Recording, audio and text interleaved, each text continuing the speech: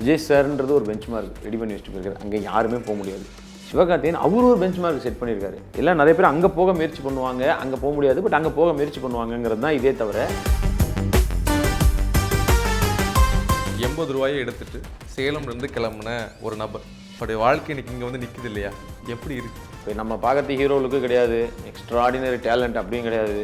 ஆனால் கஷ்டப்பட்டு உழைச்சா யார் வேணாலும் ஓரளவுக்கு வரலாங்கிறதுக்கு நம்மளே ஒரு சின்ன உதாரணமாக இருக்கிறது எனக்கு ஒரு ஹாப்பி தான். ரொம்ப க்ளோஸாக ஒரு ரிலேஷன்ஷிப்பாக கூட மெயின்டைன் ஆச்சுல்ல, எப்படி, என்ன காரணம்? புறம் பேசுதலோ இல்லை மற்றவங்களை பற்றி அது மாதிரி பேசினதே இல்லை. ஒரு வாட்டிலாம் அப்போ தான் அந்த வீடு வாங்கலான்றதுக்கான இது போயிட்டு இருந்தப்போ நான் சொல்லும்போது சொல்லியிருந்தேன், சார் நீ பார்க்க போகிறேன் சார், சாயந்தரம் ஷூட் முடிச்சுட்டு போய் பார்க்க போகிறேன் அப்படின்னு. ஒரு 2 3 நாள் கழிச்சு கேட்டார், என்னப்பா ஆச்சு அது இது பண்ணிட்டு அப்படின்னோடனே, இல்லை சார் அது ரொம்ப ஜாஸ்தியாக இருக்குது, நம்ம இப்போ அவ்வளோலாம் இது பண்ண முடியாது அப்படிங்கும்போது அவருடைய யோசிச்சார், ரொம்ப பிடிச்சிருக்கு அதாவதுன்னா சொல்லு, நம்ம பார்த்துக்கலாம், அதெல்லாம் ஒன்றும் பிரச்சனை இல்லைன்ற வார்த்தையை சொன்னார். யாருமே சொல்ல வாய்ப்பே இல்லை. கோட்டு படம் வந்து நீங்கள் எப்படி பார்க்குறீங்க? எல்லாமே புதுசாக இருந்ததுன்னு வச்சோம் இந்த வாட்டி விஜய் சாருக்கு. அந்த டிஏஜிங்காக இருக்கட்டும், அவரே கொஞ்சம் வில்லத்தனம் பண்ணதாக இருக்கட்டும், எனக்கு எல்லாமே ரொம்ப ரொம்ப பிடிச்சிது. பேசிக்காக எனக்கு விஜய் சார் வில்லன்ற மாதிரி சொன்னால் எனக்கு பிடிக்காது. உங்கள் மகள் உங்கள் படத்தை எப்படி பார்க்குறாங்க, இந்த படத்துக்கு எவ்வளோ வெயிட் பண்ணுறாங்க? அவளுக்கு இதில் டபுள் ஹாப்பி வேறு. அவங்க தாய் மாமா வேறு எடுத்திருக்காரா. ஸோ நேற்று நீங்கள் சொன்ன மாதிரி இன்டர்வியூலாம் அப்படியே பார்க்கும்போது அது வரைக்கும் அவள் பெருசாக இதெல்லாம் இல்லை, அதாவது இதெல்லாம் உட்காந்து பார்த்ததா இல்லை, நேற்று உட்காந்து பார்த்துனே இருக்கா. நான் அதை ஒரு வீடியோ எடுத்து வச்சுருக்கேன். ஏன்டி நான் மட்டும் தனியாக கொடுத்ததுலாம் நீங்கள் பெருசாக பார்த்ததில்லை, இன்றைக்கி உங்கள் தாய் மாமா அவகிட்டையும் உங்கள் அண்ணன் இன்டர்வியூன்னு. நியூஸ் தமிழ் நேயர்களுக்கு வணக்கம், நான் ஜெயர்ஜனோ. இன்றைக்கி நம்ம ஷோட கெஸ்ட் யாருன்னு பார்த்தீங்க அப்படின்னா, ஒரு கமெடியனாக தன்னுடைய திரைப்படத்தை ஸ்டார்ட் பண்ணி இன்றைக்கி ஒரு கதாநாயகனாக உயர்ந்திருக்கிறாரு சதீஷ் ப்ரோ. வணக்கம். எப்படி இருக்கீங்க? நல்லா இருக்கு. நீங்கள் நல்லா இருக்கீங்களா? நல்லா இருக்கும். உண்மையாகவே அந்த ஒரு டிரான்ஸ்ஃபர்மேஷன் இருக்கு இல்லையா, நீங்கள் சொல்லி நான் பார்த்துருக்கேன். ஒரு 80 ரூபாயை எடுத்துட்டு சேலம்லேருந்து கிளம்புன ஒரு நபர் அவருடைய வாழ்க்கை இன்னைக்கு இங்கே வந்து நிற்குது இல்லையா, எப்படி இருக்குது? ப்ரோ, ஒரு வகையில் ஹாப்பி என்னென்னா, கஷ்டப்பட்டு ஜெயிச்சா இப்போ நம்ம பார்க்கறது ஹீரோலுக்கு கிடையாது, எக்ஸ்ட்ராடினரி டேலண்ட் அப்படியும் கிடையாது. ஆனால் கஷ்டப்பட்டு உழைச்சா யார் வேணாலும் ஓரளவுக்கு வரலாங்கிறதுக்கு நம்மளே ஒரு சின்ன உதாரணமாக இருக்கிறது எனக்கு ஒரு ஹாப்பி தான். நம்மளை பார்த்து இன்னும் ஒரு 10 பேருக்கு அந்த இது வந்து அவங்களும் ஜெயிச்சாங்கன்னா எனக்கு ரொம்ப சந்தோஷம் தான். கண்டிப்பாக. இப்போ நம்ம வந்து ஒரு விஷயத்துக்காக முயற்சி பண்ணுறோன்னு வச்சுங்களேன், சில பேர் பாதியிலே நின்றுவாங்க. நான் நிறைய பேர் அந்த மாதிரி பார்த்துருக்கேன். ஆனால் நீங்கள் வந்த டைமில் பார்த்தீங்கன்னா ரொம்ப ஈஸியும் கிடையாது. அது ஒரு டஃப்பான ஃபேஸ் தான்ல. நிறைய முன்னணி காமெடியன்ஸ் இருந்தாங்க.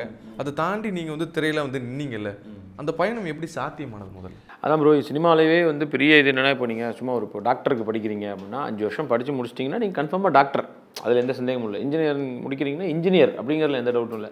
பட் சினிமாவில் மட்டும் நீங்கள் 2 வருஷமா 5 வருஷமா 10 வருஷமா 15 எவ்வளோ நாள் போட்டாலும் கன்ஃபார்மாக நீங்கள் அதில் போய் நீங்கள் ஆழ்வீங்கன்னு கிடையவே கிடையாது. ஸோ நம்ம அதுக்கு போடுற முயற்சிகள், அந்த எஃபர்ட் வந்து அது போட்டுக்கிட்டே தான் இருக்கணும்.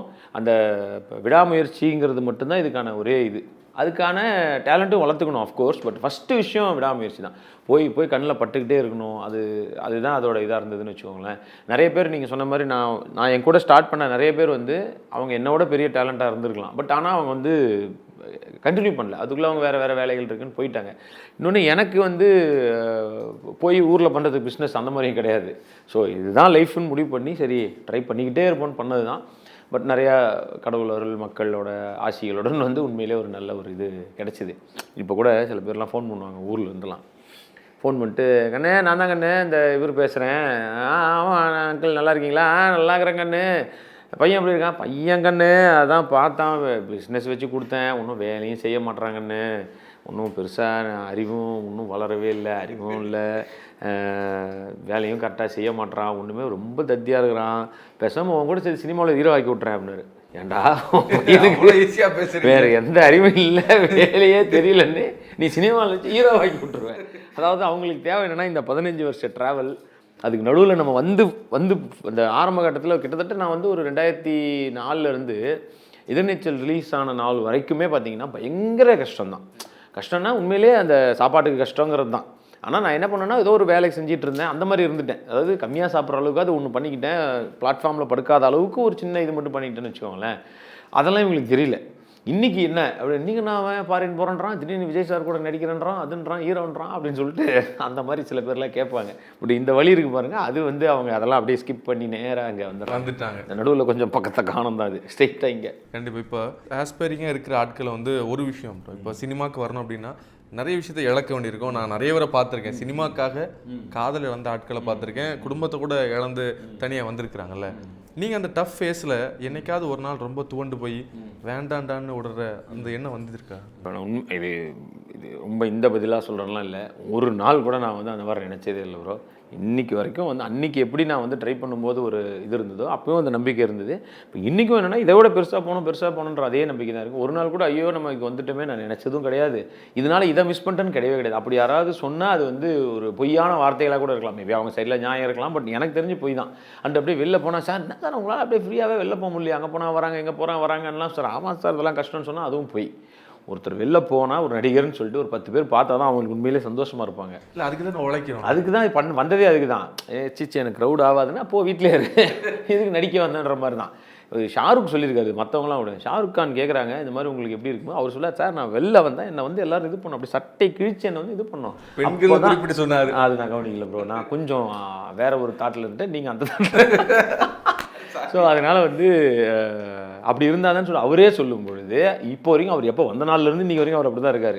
ஸோ இவங்க சொல்கிறதெல்லாம் வந்து அது சும்மா பொய் தான். ஆமாம், எல்லாருக்கும் அந்த ஆசை இருக்கும். நீங்கள் யோசிச்சு பாருங்க, இவ்வளோ சொல்கிறாங்கல்ல, ஒருத்தர் போகிறார் அப்படி சொல்கிற ஒருத்தர் போகிறார் ஒரு எக்ஸ்பிரஸ் டவுன்லையோ இல்லை வந்து ஒரு நம்ம ரங்கநாதன் ஸ்ட்ரீட்டில் நடந்து யாருமே பார்க்காம அப்படியே போயிட்டு இருந்தாலும் எப்படி இருந்துருமா, ஐயோ என்னடா ஆச்சு நமக்கு என்னமோ ஆயிடுச்சோன்னு சொல்லிட்டு அப்படி இது வந்து கிட்டத்தட்ட ஒரு பணக்காரன் பணம் நிம்மதி தராதுன்னு சொல்ற மாதிரி. ஆமாம் ஆமாம், அதெல்லாம் நீ தூக்கி போட்டு வந்து சொல்கிறேன், எல்லாத்தையும் தின்னுட்டு வந்து இன்னைக்கு வந்து அதை சொன்னா சூப்பர். இப்போ நீங்கள் வந்து கம்பெனியாக இருக்கும்போது இப்போ நிறைய பேர் சொன்ன விஷயம் அப்படின்னா, இவ்வளோ சீக்கிரமாகவே விஜய் சார் கூட இல்லாட்டி ஒரு டாப் நட்சத்திரங்கள் கூட நடித்தவர் சதீஷ் தான் அப்படின்னு சொன்னாங்க இல்லையா? அந்த வாய்ப்பு இப்போ நம்ம பார்த்துருக்கோம். இப்போ கத்திலையாக இருக்கட்டும், ஸோ அதுக்கப்புறம் பைரவா அப்படின்னு சார் கூட நீங்கள் ட்ராவல் பண்ண எல்லா படமுமே ரொம்ப க்ளோஸாக ஒரு ரிலேஷன்ஷிப்பாக கூட மெயின்டைன் ஆச்சுல்ல, எப்படி என்ன காரணம்? எனக்கு என்னென்னா விஜய் சாரை வந்து நான் வந்து கூட நடித்த ஒரு அவர் கூட நடித்த ஒரு நடிகராக நான் இல்லை. எனக்கு பயங்கரமான ஃபேனாக இருந்து வந்ததுனால எல்லாருக்குமே அவர் பிடிக்கும், யாருமே வந்து சப்போஸ் இல்லவே இல்லை. நான் ரொம்ப தீவிரமான ஃபேனாக இருக்கேன். அதனால என்னென்னா நான் பேசும்போதே இதாகிடும். இன்னொன்று நான் வந்து அவர்கிட்ட போய் உட்காந்து ஏதாவது வந்து ஒரு புறம் பேசுதலோ இல்லை மற்றவங்களை பற்றி அது மாதிரி பேசினதே இல்லை. இன்றைக்கி வரைக்கும் நான் அவரோட இருக்கிறது வந்து எனக்கு அவரை பிடிக்குன்ற வார்த்தைகள் நான் பல வகையில் சொல்லியிருக்கேன். ஸோ அதெல்லாம் வந்து இதுவாக இருந்திருக்கேன், ரொம்ப ஜென்யூனான இது. அவர் அதை விட ரொம்ப ஒரு எனக்கு என்ன இப்போ நான் போயிருக்கிறது அது பெரிய விஷயம் இல்லை, அவ்வளோ பெரிய ஆள்கிட்ட. அவர் என்கிட்ட அந்த ஃபஸ்ட்டு டேலேருந்து அவர் மெயின்டைன் பண்ணுற அந்த ஃப்ரெண்ட்ஷிப் இருக்குது பாருங்கள், அது சூப்பர். அதுதான் பெரிய மனிதர்கள்ட்ட இருந்து நம்ம கற்றுக்க வேண்டிய ஒரு விஷயம். நிறைய விஷயங்கள் இருக்குது. உதாரணத்துக்கு வந்து லைக் ஒரு வாட்டிலாம் அப்போ தான் அந்த வீடு வாங்கலான்றதுக்கான இது போயிட்டு இருந்தப்போ நான் சொல்லியிருந்தேன் சார் நீ பார்க்க போகிறேன் சார், சாயந்தரம் ஷூட் முடிச்சுட்டு போய் பார்க்க போகிறேன் அப்படின்னு. ஒரு 2-3 நாள் கழிச்சு கேட்டார், என்னப்பா ஆச்சு அது இது பண்ணிட்டியா அப்படின்னோடனே, இல்லை சார் அது ரொம்ப ஜாஸ்தியாக இருக்குது, நம்ம இப்போ அவ்வளோலாம் இது பண்ண முடியாது அப்படிங்கும்போது அவருடைய யோசிச்சார், ரொம்ப பிடிச்சிருக்கு அதாவதுன்னா சொல்லு நம்ம பார்த்துக்கலாம், அதெல்லாம் ஒன்றும் பிரச்சனை இல்லைன்ற வார்த்தையை சொன்னார். யாருமே சொல்ல வாய்ப்பே இல்லை. அஃப்கோர்ஸ் நான் பதிலுக்கு உடனே சரி சார் கொடுங்க சார்னு கேட்கல, ஆனால் கேட்டிருந்தா கொடுத்துருப்பார். ஸோ அந்த மனசு தான், அந்த கூட இருக்கிறவங்களை பார்த்துக்கணுன்ற அந்த எண்ணம் தான் வந்து அவரை இன்றைக்கி இவ்வளோ பெரிய ஆளாக கொண்டு வந்து இப்போ அடுத்த லெவலுக்கும் கொண்டு வந்து வச்சிருக்கு. இல்லை நீங்கள் சொல்லும்போது அவ்வளோ நெகிழ்வாக இருக்குது. ஏன்னா இப்போ பொதுவாக விஜய் சாரை பற்றி சொல்கிறவங்க அவர் ரொம்ப அமைதியாக இருப்பார், யார்ட்டையுமே பெருசாக ஒட்ட மாட்டாங்க அப்படின்னு சொல்லுவாங்கல்ல. நீங்கள் அவரோட அவ்வளோ க்ளோஸாக இருந்திருக்கிறீங்க, இவ்வளோ பேசியிருக்கீங்க, வீட்டுக்கு கூப்பிட்டு பர்த்டே செலிப்ரேட் பண்ணுறாரு அப்படின்னா எப்படி அவ்வளோ அவருக்கு எப்படி உங்கள் மேலே அவ்வளோ அன்பு பாசம்? அதுதான் நம்ம ஒரு ஜென்யூனாக இருந்தது. உண்மையிலேயே நான் என்னென்னா இது கூட உங்களுக்கு இதாக சொல்லலாம், கத்தி ஷூட்டிங் அப்போது நிறைய பேர் ஃபோட்டோ எடுக்கலாம் கேட்பாங்க, நான் அது இது பண்ணுறதுலாம் என்ன நினைப்பாருன்னு தெரியாது, அது எப்படி கூப்பிட்றதுன்னு இருந்தப்போ ஒருத்தர் ஊர்லேருந்து வந்துட்டார், பயங்கரமான ஃபேன், அவர் பயங்கரமான ஃபேன் வந்துட்டார். பார்க்க வந்து ஆக்சுவலாக அவர் விஜயகாந்த் சார் மாதிரி இருப்பார். நாங்கள் கூப்பிட்றதே வந்து அவர் விஜயகாந்த் தான். அவர் இப்போ வரைக்கும் ஃபோனில் கூட அவர் வந்து விஜயகாந்த் தான் ஸ்டோர் பண்ணி வச்சுருக்கேன்னு வச்சுக்கோங்களேன். அப்படி ஒருத்தர் வந்துட்டார். இங்கே வந்துட்டு இப்போ பார்க்கணுன்னு எனக்கும் தெரியும் அவர் எவ்வளோ ஜென்யூனான ஒரு ஃபேன்னால் கேட்டேன். ஷூட் முடிகிற முன்னாடி சார் இருக்கார், பக்கத்தில் தான் இருக்கார், வந்திருக்கார் சேலம்லேருந்து, வர சொல்லலாமா சார் அப்படின்னா வர சொல்லுங்கள் அப்படின்னாரு. வந்தார். ஃபோட்டோ எடுக்கும்போது இவர் என்ன பண்ணார், அப்போ சொன்னார், அது வரைக்கும் நான் சொல்லாததை அவர் சொன்னார், சார் ரொம்ப பிடிக்கும் சார், பெரிய ஃபேன் சார், நானும் இவனும் சேர்ந்து பேனர்லாம் கட்டியிருக்கோம் சார் உங்களுக்கு அப்படின்னு. டக்குன்னு பார்த்தாரு, அப்படியா அப்படின்னாரு. ஆமாம் சார், ஏன் சொல்ல சொன்னால் வந்து ஏதோ வாண்டடாக வந்து ஏதோ இது பண்ண மாதிரி இருக்கும் சார். அது அப்போ அவர் பயங்கரமான இதுவாகிடுச்சு, இப்படி இருக்கான் ஆனால் கூடவே இருந்து அதை சொல்லவே இல்லை அப்படின்றது வந்து அவருக்கு பயங்கரமான இதுவாக இருந்தது. ஸோ அதெல்லாம் தான் நம்ம மேலே ஒரு நல்ல ஒரு இது வந்ததுக்கான காரணம் நினைக்கிறேன். ஆமாம் ஆமாம், சூப்பர். இப்போ காமெடியனாக இருக்கிற வரைக்கும் ஓகே, ஒரு கம்ஃபர்ட் ஜோன்லேயே இருந்தீங்க. அப்புறம் இப்போ ஹீரோ ஆகணும்னா இப்போ எல்லாருக்குமே அது சரியாக அமையாது, சில ஹீரோக்கு மட்டுமே அமையும். ஏஜிஎஸ் வர்றாங்க இல்லையா? ஸோ இப்போ ஏஜிஎஸ் வந்து நம்ம பார்க்குறோம், தொடர்ச்சியாக யாரை இன்ட்ரடியூஸ் பண்ணணும், எந்த மாதிரி படங்கள் பண்ணணும் அப்படிங்கிறது ரொம்ப தெளிவான ஒரு கம்பெனி இல்லை. எப்படி அது நடந்துச்சு? அதான் ப்ரோ, நான் வந்து ஃபஸ்ட்டு படம் எனக்கு பாருங்களேன், எனக்கு வந்து முதல்ல நடிக்கிறதுக்கான இதை ஏற்படுத்தி கொடுத்தது ஏஜிஎஸ் தான், மதராசப்பட்டினம் படத்தின் மூலமாக. அஃப்கோர்ஸ் ஏஎல் விஜய் சார் மூலமாக தான் அது வந்தது. பட் நடித்த படம் வந்து அதுதான். அதுக்கப்புறம் ஹீரோவாக நான் இன்ட்ரடியூஸ் ஆனது அதே கம்பெனி நாய்சேகர். அதுக்கப்புறம் நல்ல பெரிய படம் பண்ணி பெரிய ஹிட் ஆகி நம்மளை உலகம் பூரா கொண்டு போனது காஞ்சூரிங் கண்ணப்பனும் ஏஜிஎஸ் மூலமாக தான். இப்போ காஞ்சூரிங் கண்ணப்பன் 2வும் ஸ்டார்ட் பண்ண போகிறோம். ஸோ அதற்கான வேலைகளும் போய்கிட்டு இருக்கு. ஸோ அவங்கள பொறுத்த வரைக்கும் என்னென்னா, இவனை வச்சு நம்ம பண்ணலாம்லாம் கிடையாது. அவங்க எடுத்தால் அந்த படம் கன்ஃபார்மாக நல்லா இருக்குன்ற ஒரு பேரை இது பண்ணிட்டாங்க. ஏன்னா அந்த குவாலிட்டியை கொடுத்துருவார் அவர். அகோரம் சார் வந்து ஒரு இப்போ கோட்டுக்கு என்ன ஒரு உழைப்புனா அவர் அதை வச்சே பேசிக்கிட்டு இருந்தாரோ, அதே அளவு வந்து காஞ்சூரிங் கண்ணப்பனுக்கும், அதே அளவு லவ் டுடேக்கும், அதே அளவு நாய்சேகருக்கும் இது பண்ணுவார். டெய்லி நாங்களாம் வந்து காஞ்சூரிங் கண்ணப்பன் ரிலீஸுக்கு முன்னாடி டெய்லி ஃபோன் பண்ணி அவர் ஃபோன் நம்பரே நிறைய பேர்கிட்ட இருக்காது. அப்படிப்பட்ட ஒருத்தர். அவர் டெய்லி ஃபோன் பண்ணி அது பண்ணியாச்சா, இது பண்ணியாச்சா, அது எப்படி சார் இருக்குது, இது எப்படி சார் இருக்குது, சார் தான் பேசுவார். இது எப்படி சார் இருக்குது, அது ஓகேவா சார், அது பண்ணியாச்சா, அது உங்களுக்கு ஓகே தானே சார், ஹாப்பி தானே சார், இந்த மாதிரி பேசி ஒரு நாளைக்கு 1 hour வந்து இதை பற்றி பேசி ரிலீஸுக்கு அப்புறம் சார் அவருக்கு இருக்கிற காசுக்கு யோசிச்சு பாருங்கள். சார் சூப்பர் சார், இன்றைக்கி வந்து இவ்வளோ கலெக்ஷனாக இருக்குது சார். ஏன்னா அவர் தேட்டரும் வச்சுருக்காங்க. ஸோ அவங்க ஃபுல் டீட்டெயிலும் தெரியும். சார் இன்றைக்கி இவ்வளோ கலெக்ஷன் சார், இவ்வளோ பேர் பார்த்துருக்கா சார், சூப்பர் சார், ஜெயிஸ்டல் சார், பெரிய விஷயம் சார். அவர் சொல்கிற வார்த்தைகள் பாருங்கள், நம்மளை ஜெயிச்சிட்டிங்கன்றார். அதாவது அவர் தான் எல்லாத்தையும் ஜெயிக்க வச்சது காரணமே. ஸோ அதுதான் நான் நிறைய இடங்களில் இதுவாக சொல்லுவேன். நீங்கள் சாப்பிட்ற அரிசியில் உங்கள் பேர் இருக்குன்னு சொல்லுவாங்கள்ல, அந்த மாதிரி நான் சாப்பிட்ற அரிசியில் 2 பேர் இருக்கும். அது யாருன்னா, ஒரு பக்கம் கிரேசி மோகன் சார், இன்னொரு பக்கம் கல்பாத்தி அகோரம் சார் பேர் தான் இருக்குன்னு நான் நம்புகிறேன். அது இப்போ வரைக்கும் அதுதான் உண்மை. கண்டிப்பாக. இப்போ ஏஜஸ் அப்படிங்கிறப்போ நிறைய பேர் என்ன சொன்னாங்கன்னா ஜென்யூனிட்டி அப்படின்னு சொன்னாங்க. ஏன்னா இப்போ ஒருத்தர் கூட இந்த பேலன்ஸ் இருக்காது சார். டக்குன்னு அது எல்லாம் ஹாப்பியாக அசிஸ்டன்ட்லேருந்து மேக்கப்லேருந்து மொத்த பேரும் ஜாலியாக உண்மையிலே ஹாப்பியாக ஒர்க் பண்ணிவிட்டு சந்தோஷமாக அந்த படம் ஜெயிக்கணும்னு மனசார நினச்சிட்டு போவாங்க. அதுதான் அந்த கம்பெனியோட மிகப்பெரிய ஒரு பலம்னு வச்சுக்கோங்களேன். கண்டிப்பாக. அதே மாதிரி அந்த படம் வந்து எடுத்துகிட்டு அனௌன்ஸ் கூட பண்ணல காஞ்சூரிங் கண்ணப்பன். அதுக்கு முன்னாடியே நெட்ஃப்ளிக்ஸில் வந்து பெரிய ரேட்டுக்கு அதாவது படத்து கிட்டத்தட்ட அந்த பட்ஜெட் அப்படியே நாங்கள் அதில் இதாகிட்டோம். அது ஏன்னா அவங்க மேலே இருக்க அந்த நம்பிக்கை தான். லவ் டுடேன்னு ஒரு படம் நமக்கு கொடுத்தாங்க. அதில் எல்லா குவாலிட்டி இருந்துச்சுன்றது தான். இப்போ நாங்கள் அந்த படம் கொண்டு போகும்போது எங்களுக்கு 4.5 கோடி பட்ஜெட் தான் எடுத்துகிட்டு போனோம். ஆனால் அந்த படம் பண்ணும்போது வந்து 9.5 கோடி, கிட்டத்தட்ட 10 கோடி. ஏன்னா அது பட்ஜெட்லாம் அதிகமாக இல்லை, தெரியாமலாம் ஆகலை. அவர் போடும்போது இது இந்த இதில் பண்ணால் இவ்வளோ தான் வரும், இது வேண்டாம் நீங்கள் எடுத்து வைங்கன்னு சொல்லிட்டு எல்லாமே நாங்கள் கேட்டதோட பெரிய பெரிய ஆர்டிஸ்ட் உள்ளே வந்தாங்க. யுவன் சங்கர் ராஜா ப்ரோ உள்ளே வந்தார். செட்டு இட்டுன்னு எல்லாமே பெருசாக்கி அது பண்ணதுனால தான் அந்த குவாலிட்டி நெட்ஃப்ளிக்ஸில் உங்களுக்கு போச்சு. தேட்டரில் அவ்வளோ பேர் வந்து பார்த்தாங்க. அது பண்ணாமல் நீங்கள் இதே மட்டும் பண்ணிவிட்டு உங்களுக்கு இவ்வளோ அமௌண்ட்டுக்கு போகணும்னா போகாது. ஸோ அந்த செலவு பண்ணி அதை திருப்பி எடுக்கிறது தான் அவங்களோட மிகப்பெரிய பலம். கண்டிப்பாக. இன்னொன்று, இப்போ ஒரு பெரிய தயாரிப்பு நிறுவனம் வசூலை வேணால் வெளியிடுவாங்களே தவிர எவ்வளோ மேக்கிங் காஸ்ட் அப்படின்னு சொல்லவே மாட்டாங்க. 350 கோடி இவ்வளோ செலவாக இருக்குது, பிரிண்ட் பப்ளிசிட்டியோட சேர்த்து 400 கோடி அப்படின்னு சொல்லி அடிக்கிறாங்கல்ல. இந்த கோட்டு படம் வந்திருக்கு, நீங்கள் எப்படி பார்க்குறீங்க? அதான் ப்ரோ, எனக்கு வந்து எனக்கு ரொம்ப சந்தோஷமாக இருந்துச்சு. ஏன்னா எனக்கு ரொம்ப பிடிச்ச ஒரு ஹீரோ, ரொம்ப பிடிச்ச ஒரு கம்பெனி, ஒரு ஜென்யூனான 2 பேர் ஒன்றா சேர்ந்து ஒரு ஜென்யூனான விக்ட்ரி கொடுக்குறதுன்றது இருக்குல்ல. ஸோ அது எனக்கு இந்த படத்தின் மூலமாக நடந்ததுன்றது நான் பயங்கர ஹாப்பி. எனக்கு என்ன, ஒரு பக்கம் காஞ்சூரிங் கண்ணப்பன் போயிட்டுருக்கோம், இந்த பக்கம் கோட்டு வேலைகள் போயிட்டுருக்கோம். அவர் என்னென்னா கோட்டோட ஆரம்பகட்ட வேலைகள் கூட விட்டுட்டு இதிலே தான் ஃபுல்லாக இருந்தார். இந்த படம் ஹிட் ஆகணும், அது சார் அது விஜய் சார் படம் சார், அது எப்படி ஹிட் ஆகிடும் சார், நம்ம இதில் தான் சார் கான்சன்ட்ரேட் பண்ணணும்னு சொல்லி அப்படி உட்காந்து பண்ண ஒரு மனிதர் தான். இது ஒரு மிகப்பெரிய ஒரு வெற்றி படமாக பார்த்துட்டீங்களா? ஆமாம்.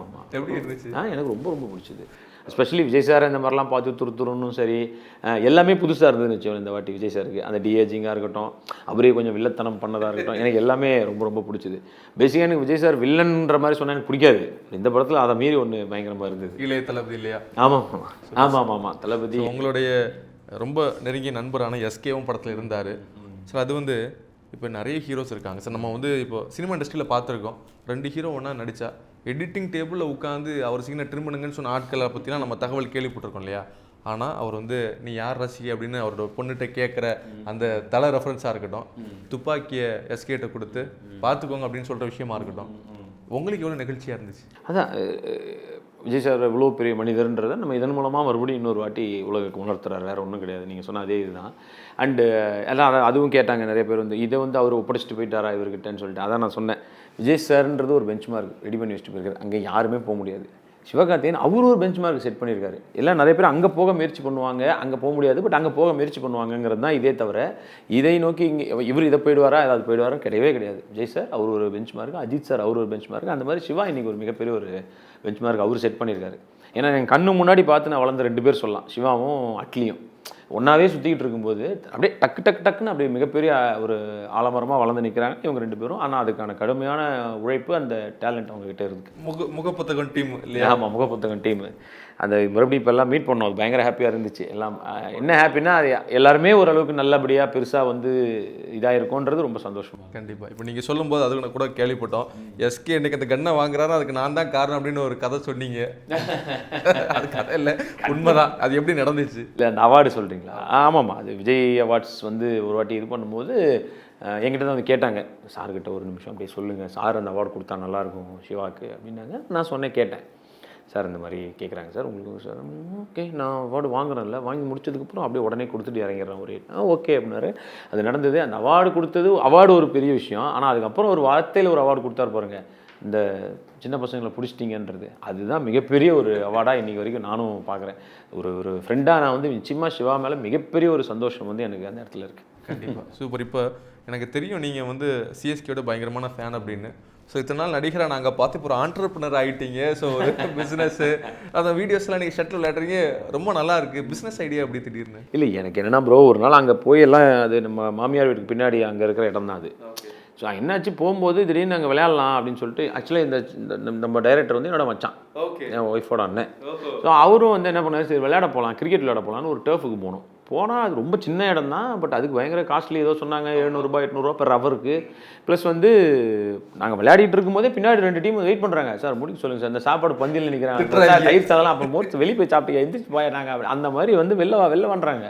எனக்கு ஏன்னா இவ்வளோ டிமாண்ட் இருக்கே அப்படின்னு யோசிக்கும் போது, சரி பின்னாடி இந்த இடம் சும்மா வச்சுருந்தாங்க ஏதோ கூட மாதிரி, சரி இங்கே அந்த மாதிரி ஒன்று ட்ரை பண்ணலான்னு சொல்லி அப்படி ஸ்டார்ட் பண்ணப்பட்டதா. சரி ஷட்டில் கோட்டாக போவோமே, எனக்கு ஷட்டிலும் ரொம்ப பிடிக்கும்.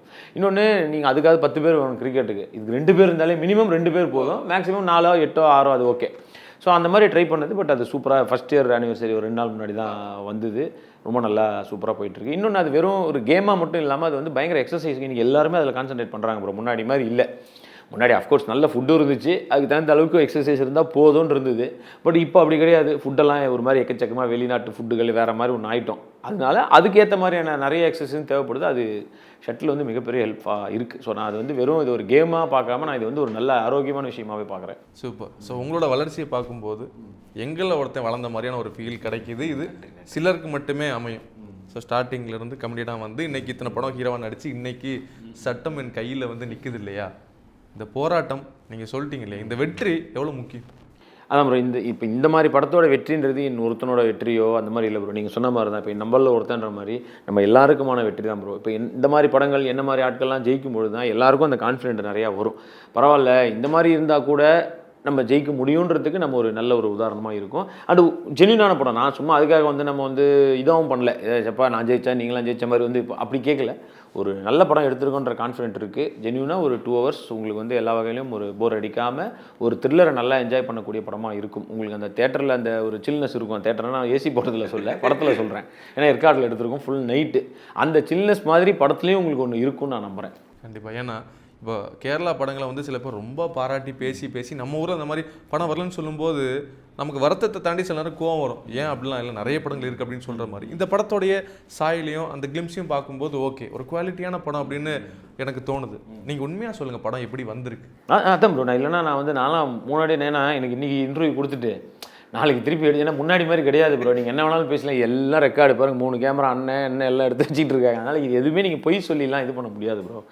நான் வந்து உண்மையிலேயே ஜென்யூனான ஒரு நல்ல படமாக இருக்குன்றதுனால தான் நான் சொல்கிறேன். நீங்களும் பாருங்கள், கண்டிப்பாக வந்து உங்களுக்கு மினிமமே வந்து ஓகே டீசெண்டான படம் தான் இருக்கும் நான் நம்புகிறோம் ப்ரோ. அதுக்கான உழைப்பும் எல்லாருமே இது பண்ணி இருக்குது. ஸோ அந்த அதே மாதிரி நீங்கள் மலையாளம் கேட்டதுனால சொல்கிறேன், மலையாளத்தில் உண்மையிலே சூப்பர் படங்கள் வருது, இல்லைன்னு சொல்ல முடியாது. பட் தமிழ் வந்து நம்மளும் சூப்பர் படங்கள் நிறையா எடுத்துக்கிட்டு தான் இருக்கும், கொடுத்துட்டு தான் இருக்கும். எப்பவுமே எல்லாருமே, நான் சும்மா அந்த இண்டஸ்ட்ரி கம்மி பண்ணி இது ஜாஸ்தின்னு கிடையாது. நம்ம இந்த சவுத் இண்டியன் எடுத்துட்டிங்கன்னா நீங்கள் எல்லாருமே சூப்பராக இருக்கும் ப்ரோ.